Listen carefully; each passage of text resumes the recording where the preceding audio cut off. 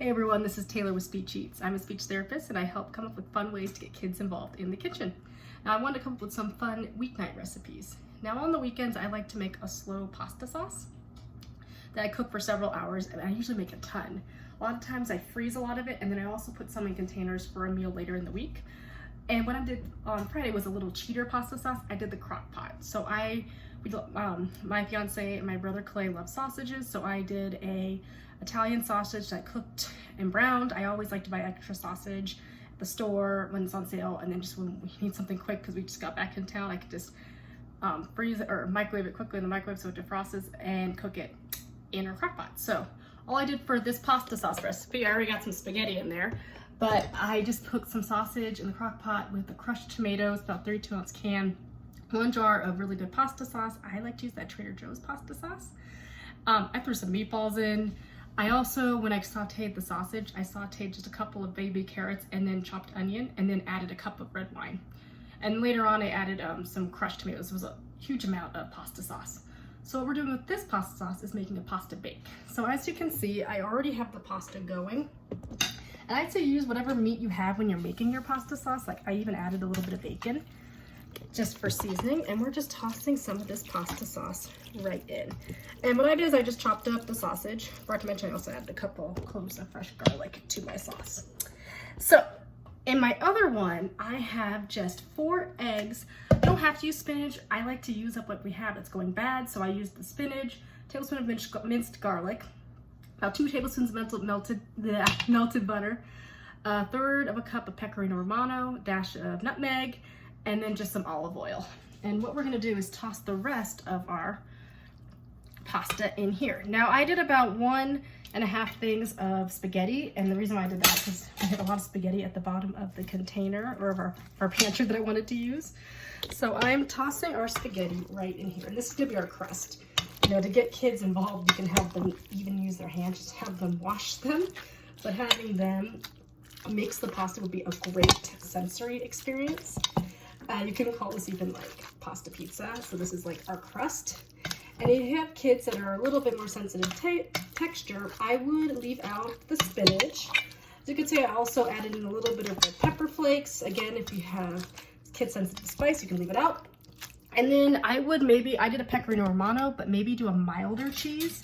Do maybe just a regular Parmesan, everybody has it.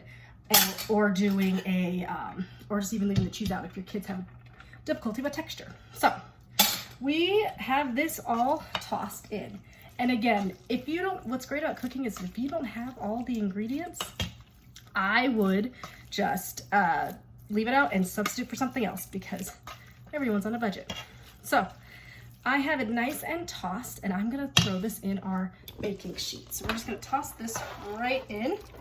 And what you can do is you can give this a name. You know, if you just wanted to do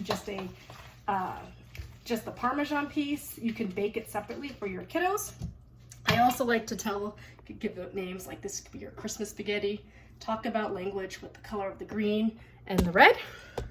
So we have our crust. I'm gonna add a little bit more Parmesan on top so it's extra crispy. And then I'm gonna add my marinara sauce part.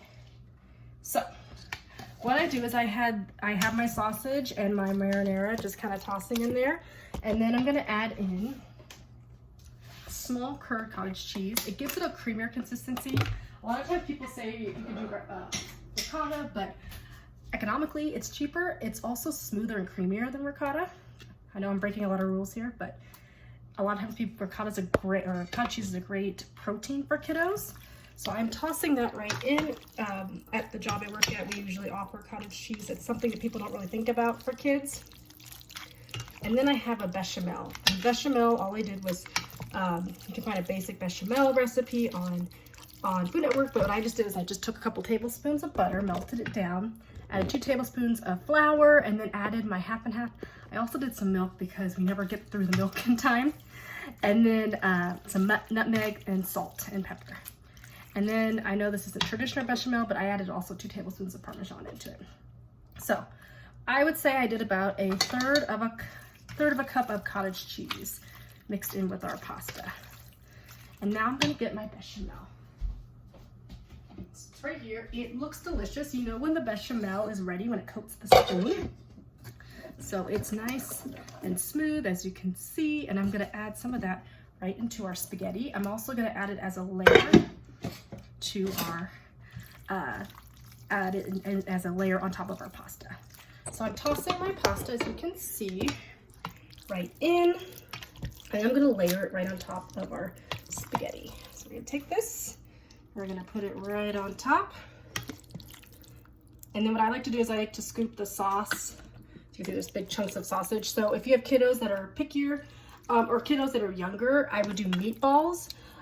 What's nice about the crock pot is that if you have kids that are just starting to do sausage, they're over that 4 age, because usually under 4, hot dogs and sausages are a choking hazard, so you want to make sure it's really diced.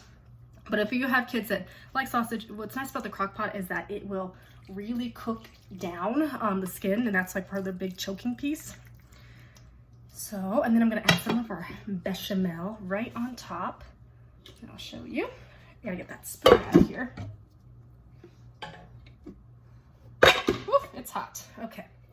I'm gonna show you right now, and then we're gonna top it with our rest of our marinara. So I'm putting that right on top of our spaghetti bake. And also what you wanna know is you don't wanna cook the pasta, you wanna undercook it because it's gonna cook in the sauce. So I only did about 3 to 4 minutes, 5 at most, because you don't want it to overcook. I also reserved some of the pasta sauce if you want to thin out your sauce a little bit. All right, so I'm covering mine with the remainder of the marinara sauce, as you can see. Oh, it's gonna be delicious. And then what I like about this is you can have your kids really get involved. I like to say is, you know, talk about the food. Spaghetti is a great thing where you can make extra the next day and then have your kids play in just the pasta. And talk about, you know, what colors do you see? Is it wet? Is it dry? You know, talking about showing the pasta when it's smooth. I also like the tip is that a good pasta is when it has ridges or it's pale, it's not that smooth texture. I learned that from binging with Babish. But you can get a good price. The best price I find is at Trader Joe's organic. That's probably the best bang for your buck for pasta. So I'm just topping it with some Italian cheese. I'll show you right here. Shredded Italian cheese, and then I'm gonna add just some mozzarella. Good pro tip, I usually do my shopping on Fridays at Fred Meyer because that's when a lot of the deals are, and they always send coupons. A lot of times and they're really good, like what typically you would need for the kitchen. And so I got some great cheese on sale. So look for, if you have a Kroger's or a Fred Meyer nearby, look to see what coupons you get in the mail, because they're usually real, like we get orange juice. And so anyway, I was able to get a good deal on cheese for this. And then I'm just gonna top it with the rest of my Pecorino Romano. Looks just like a lasagna.